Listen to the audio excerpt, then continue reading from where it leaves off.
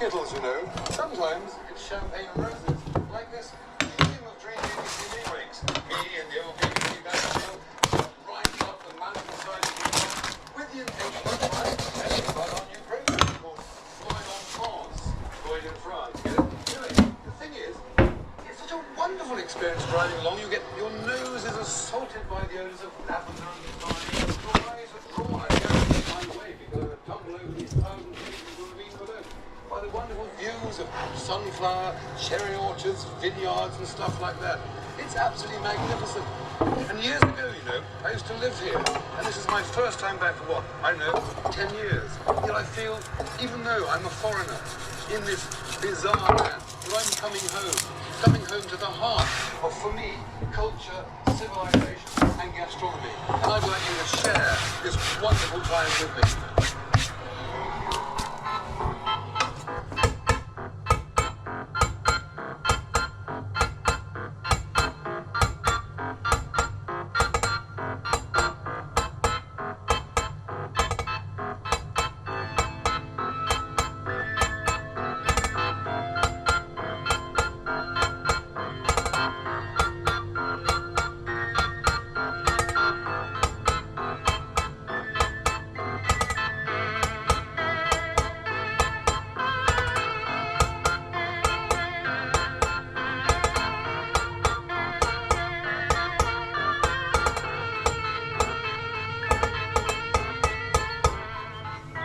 Now then, model gastronauts, if you're feeling a little off colour, slightly jaded, pathetic appetite, etc., the next half an hour is really going to put you back into the pit.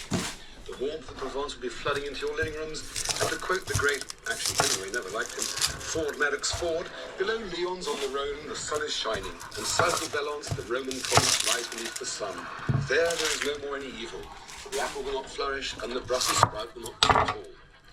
That was before the common market, of course. Anyway, now it's time for breakfast at this remote auberge on the slopes of Mont Ventoux, the land where old trucks never die, they become chicken shacks, and lavender scents the air. Put them in. Madame Dover and her husband quit Paris for the country to grow their own food. They chose Provence. After great years of toil under the big yellow sun and the screaming Mistral, they have nearly achieved their dream. Powerful script, eh?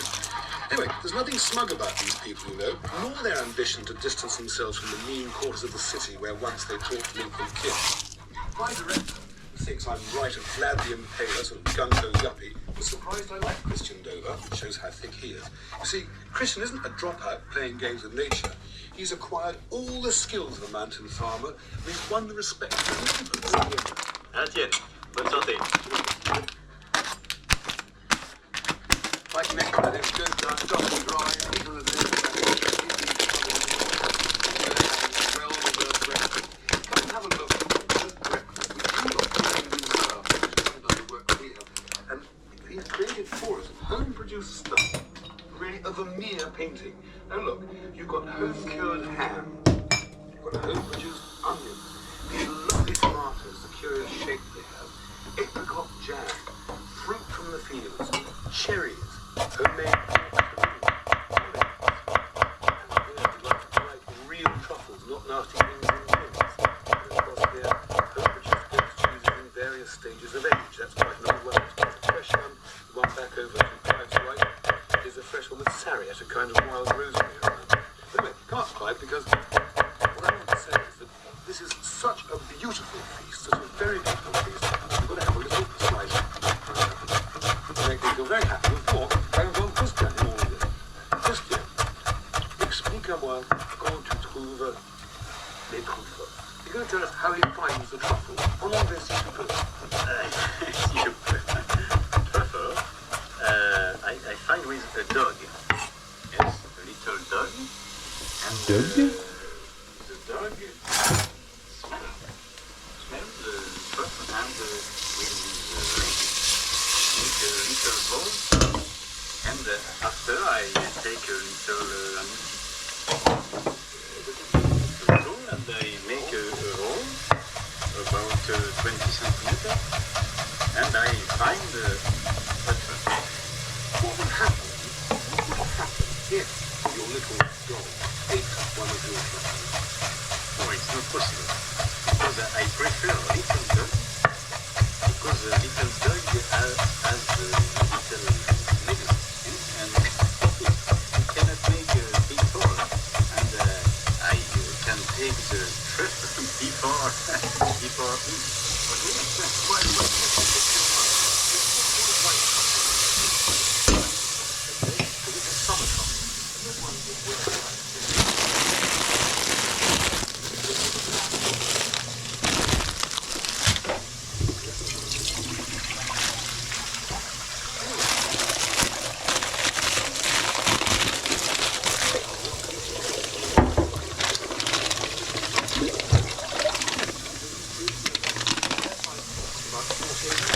The eggs absorb the flavour, it makes a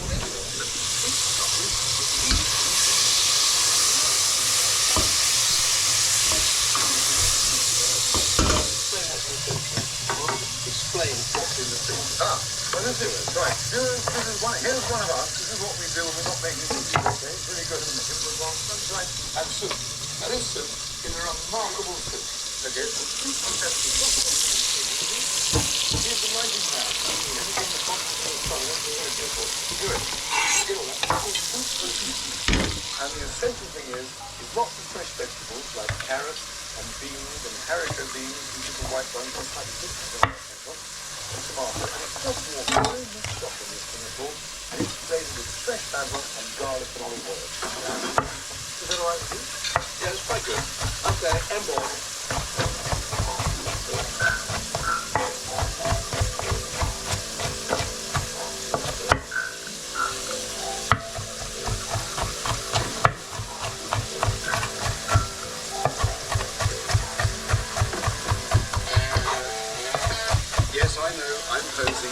My show is awesome rock and roll, and if you don't get a buzz after being in this dramatic land, then, my dear fellow gastronaut, you must be on the way out. I can't help being carried away by the sense of colour. The Romans had like they crossed the space 2,000 years ago, and this ancient land turned the heart and spirits of man ever since. Van Gogh knew there was a better place for a painter to live than the damp north, so he took the long road south, the light, the colours and the textures. And those who say he was mad are well out of order. At least his adopted home stopped him from painting tulips from Amsterdam. You may think that last remark about eau de vie, water of life, was a bit corny, but in fact it was a source of inspiration for me to live in this place, used to our soil, which is steep in Provence, towns full of little rivers and canals full of water. Used to be very famous for silk spinning, and before they invented insecticide and blasted the whole place, freshwater crayfish and eels used to live in the river. Anyway, it's Sunday morning, and Sunday is so different from Provence, from England. In England, all we do is get up late, read the papers, have a quick half in the pub, watch religious television, and go to bed and dread Monday. But here on Sundays, everybody gathers. It's a great sort of melting pot. The farmers come in to sell, the visitors come in to buy. People pray, they touch, they sniff, they smell, they get really carried away by the food. And the other good thing about the food down here comes from so many influences. The Romans, the Venetians, the Arabs, the Greeks, the Moors all helped to create Provence's unique style. And even the Italians. And I'm not talking about pizzas and spaghetti bolognese. In fact, it was the Italians who taught the French to cook. That sounds like territory.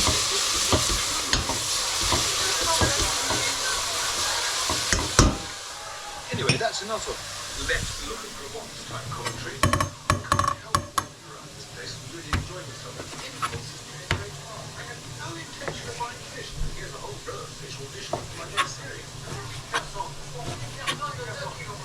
And look, for 34 francs, about 3 quid, and the price of a few vegetables, you could buy a kilo of these little mixed fish and make a superb soup at a western and eat a beautiful. In fact, in my next cooking sketch, I'll show you exactly how to do it.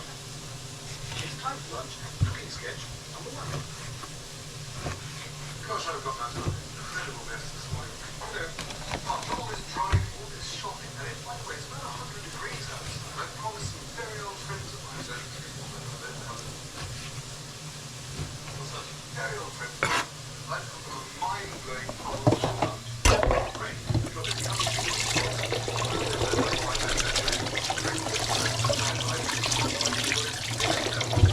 Here I am, in the kitchen. I'm happy to be here. I'm going to cook some marvellous things for you. The first thing I'm going to cook. Right.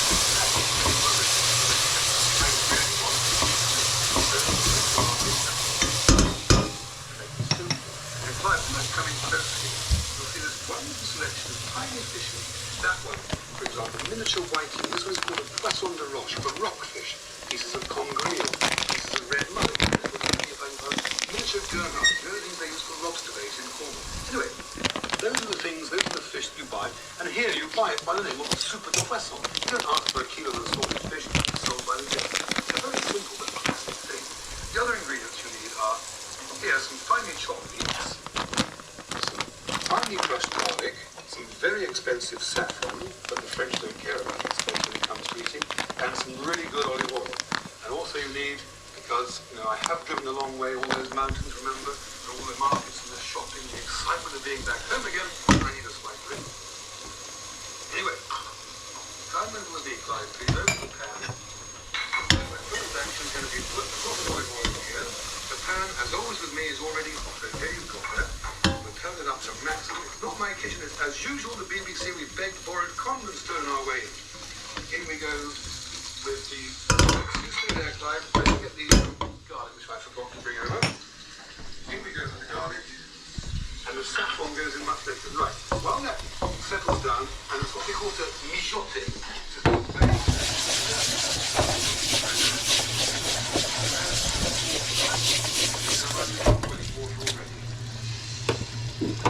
Okay, right. And that's what we do.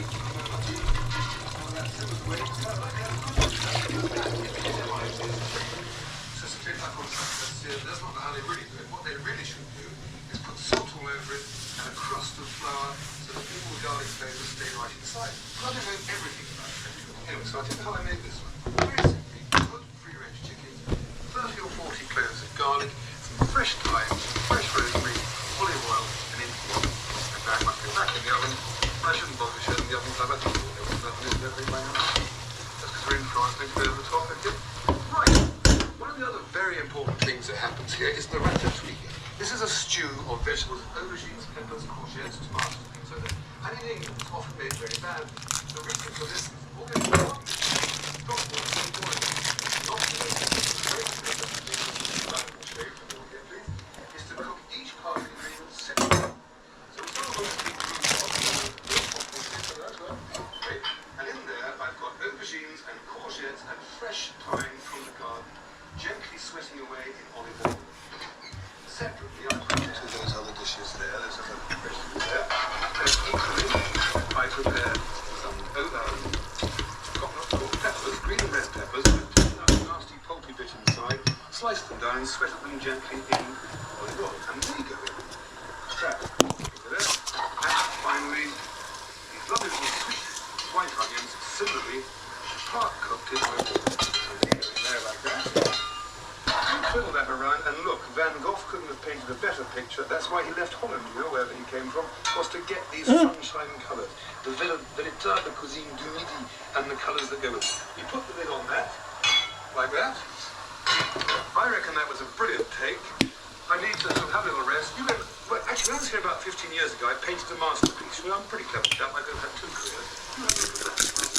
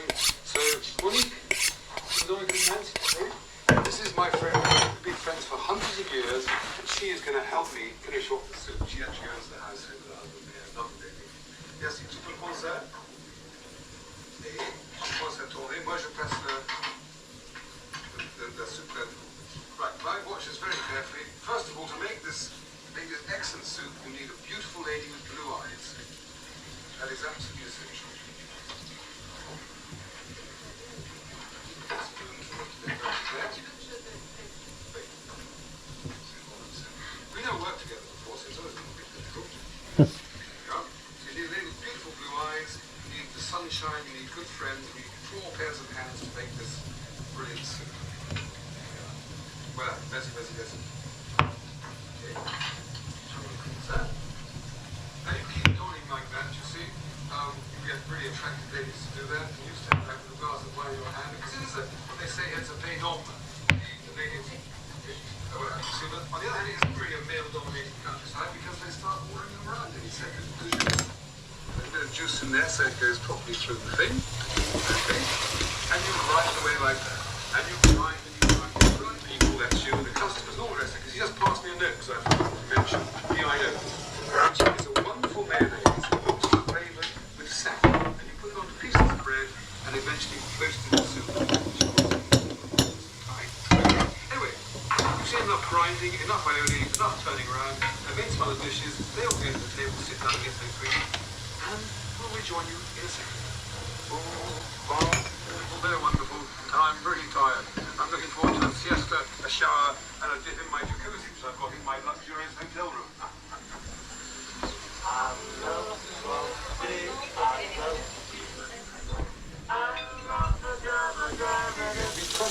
We feed at 7:30. Right now, it's 11:05. They're all sitting there very happy, very, you know what I mean, sort of like that.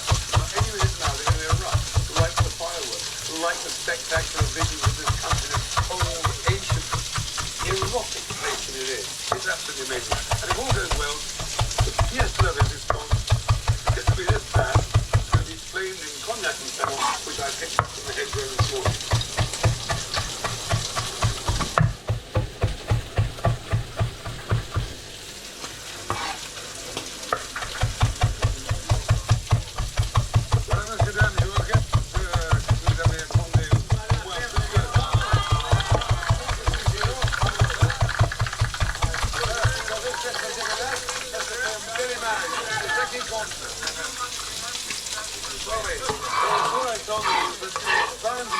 Disgusting, but the pictures are going to be fabulous. The flies back in the business. I'm back in the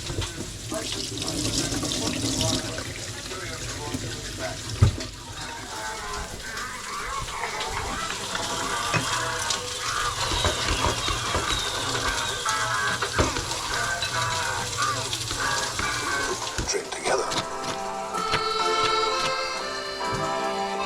The winemaking country in the smooth reds of the Rhone Valley, from the sweet wines of at Chablis, one of Burgundy's most prestigious white wines, and Côte de Beaune. So, bottles at the ready, and off we go. First, probably one of the most famous white wines in the world, which is, of course, Chablis. We've all heard of it, and of course, for its year, for example, I once chose what I thought was a 1972 wine, and in fact it was 1,972 pounds for a bottle. I've also drunk my fair share of gold rock. But this experience was not deemed to be satisfactory by the powers above for me to handle this program single-handed. So I have with us for this program in the whole of the next 8 weeks an expert. And you've got to have an expert. He's called Jonathan Pedley, who is our master of wine and an expert. And Jonathan has promised us he will not speak gobbledygook, no wine speak. It'll be plain man's drinking English. Is that correct, Jonathan? I promise I shall be on my best behaviour. Because the penalties will be severe if not. Now, it's true to say, and it's obvious, there are three kinds of wine: rosé, white, and red. Yeah. Absolutely. And I guess on our tour, one of the main things that will come out are the different factors that make these wines, which are all hopefully made from grapes, taste different. So we'll have things like the climate, the soils, the way the vines are trained, even down to how the wine is actually made. But as you say, one of the key things is the different types of grapes. Now, of course, it's different from a red apple like this. And what we'll find is that, yes, there are black grapes, yes, there are white grapes, variety. And of course, that's going to be one of the main differences between the different types of wine. Fine. But we have this expensive but sad collection of empty wine glasses here. Why have you brought these? I wonder if we just couldn't get on and actually taste them. Let's taste some wine. The sort of glass we've got here, I think, is the wine glasses, you can see. It's the biggest one. That's the best one. I think you're going to bond with that over the trip, aren't you? But these are all, as you can see, roughly a sort of tulip shape, and they're all plain glass. So for people at home, the thing I think to avoid is coloured glass or cut glass. So this sort of tulip shape is the ideal thing. Now, this tasting thing is much less scary than you think. In fact, when you taste wine, you're just using three of your senses, you know, the sight, smell, and taste. So first thing is obviously our sense of sight and the appearance of the wine. And you can see our appearance is to try and judge the intensity of the colour. So just roughly speaking, I mean, does that look to be a deep colour for you for a white wine, or quite pale? Or No, I think it's a very pale lemon, don't you? Yeah, that's right. It's a very pale colour. Some people might say straw. Of course, everyone will have their own vocabulary. The important thing is you don't think it's purple or something like that. You know? Okay, so that's pretty straightforward. It's clear and bright. It's a pale colour, and you know it's got that nice lemon there. Okay, now on the smell, and this, as I say, is where the juice bit comes in. Unbelievably difficult, this. Why are we doing this? It's to release really the aroma. In fact, if you ever try it, when you get a glass still and you smell it, you get some aroma. But if you get a good swirl, you get a much bigger blast of aroma. Now, the first thing to look for on the smell is rather like when we look at these bits, we want to check this wine is okay. I often say to people who are starting with tasting, try and divide the smell up into three main types of smell. There's a fruit type of smell, a floral type of smell, and an earthy type of smell. So if we have a snort of this, I mean, which of those three types of smell do you get? I see this slight apple. That's right. I think we're in that sort of fruit end of the range, aren't we? And yeah, if you push it a stage further, as you're saying, if you actually get the type of fruit apples, then I think you're doing very, very well. So you're nearly there. Stage 3, the tasting. Let's have a slurp. It's actually very straightforward. First thing I want to check is there any sugar in the wine. So in other words, is it dry? Is there a little bit of sugar? Is it medium? Or is it sweet? What would you say for this? Yeah, this is a dry wine.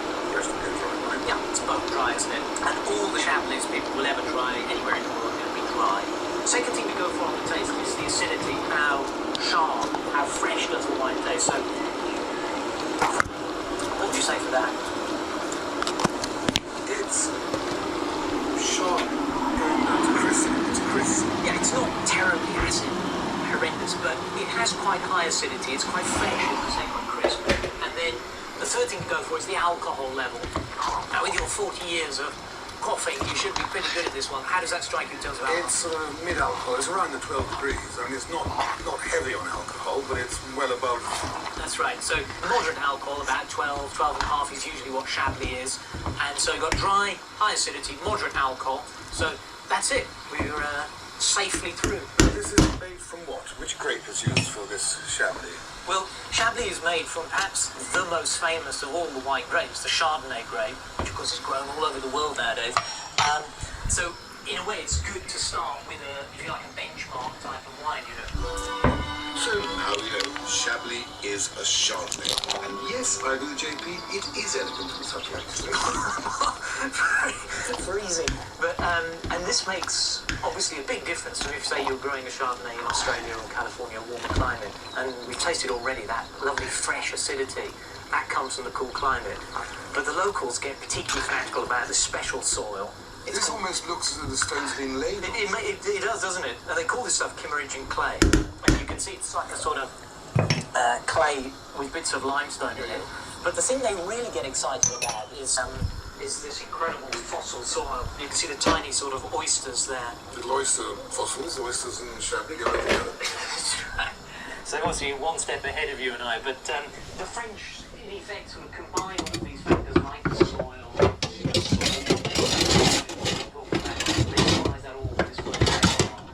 Say, and we'll see it through the whole. One of the great pleasures of France are her streets.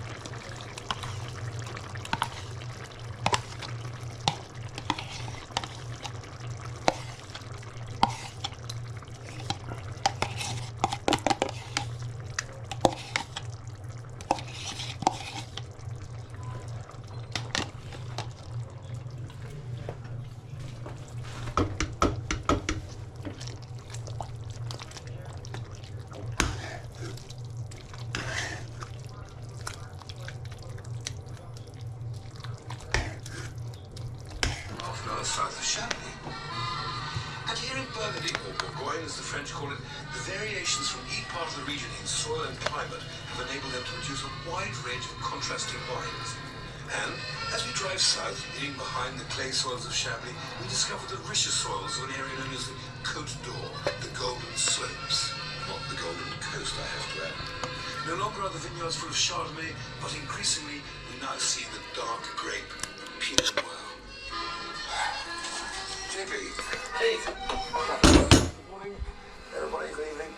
Look, when I go to the supermarket, I buy some Chardonnay or Pinot Noir, Cabernet Sauvignon, whether it's from New Zealand, Australia, or America, somewhere like that. Yeah. I know, I'm guessing I know what it is. When I go to buy French wine, there's a confusing array of information on the label, which most of us, and certainly me some of the time, don't understand. Yeah. Now, this I understand to be a Burgundy, but why doesn't it say it's a Burgundy? It's tough, isn't it? I mean, if you look at a label like this, it's from a village called Savigny-les-Bains. What's in the bottle, in fact? Yes, because you can see what it doesn't tell us is what the grape is, you know. There's no information about that. Well, what has it been made from? This has been made, as all the Côte d'Or reds are, from Pinot Noir. And like other Pinot Noir wines around the world, it will share that sort of resemblance. And apples, We'll talk about Appellation Control later in the series, issue, but the easiest way, I think, at this stage to think about it is that Appellation Control, in effect, guarantees that this wine comes from where it says it does.